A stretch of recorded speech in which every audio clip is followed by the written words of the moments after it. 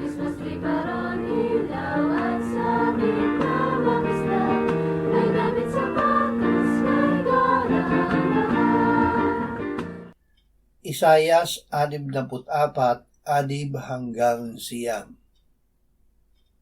Kaming lahat ay naging gaya ng isang marumi, at ang lahat naming katuwiran ay naging parang maruming kasuotan. Kaming lahat ay nalalantang gaya ng dahon, at tinatagay kami ng aming mga kasamaan na parang hangin.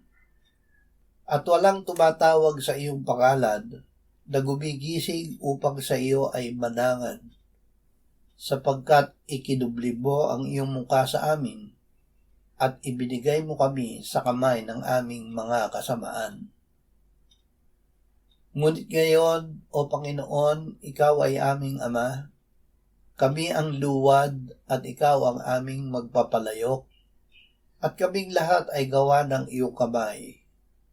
Huwag kang lubhang magalit, O Panginoon, at huwag mong alalahanin ang kasamaan magpakailanman. Narito tingnan mo, ngayon kaming lahat ay iyong bayan.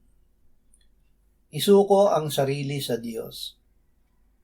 Gaya ng alibughang anak, tayo ay magbalik at muling pumiling sa Diyos. Ilagay natin ang ating sarili sa kanyang kamay.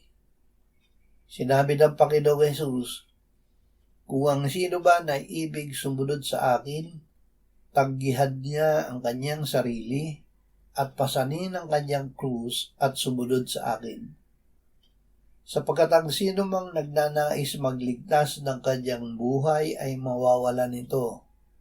Ngunit ang sino mang mawala ng kanyang buhay dahil sa akin ay makakatagpo nito. Napakarumi ng ating kasalanan.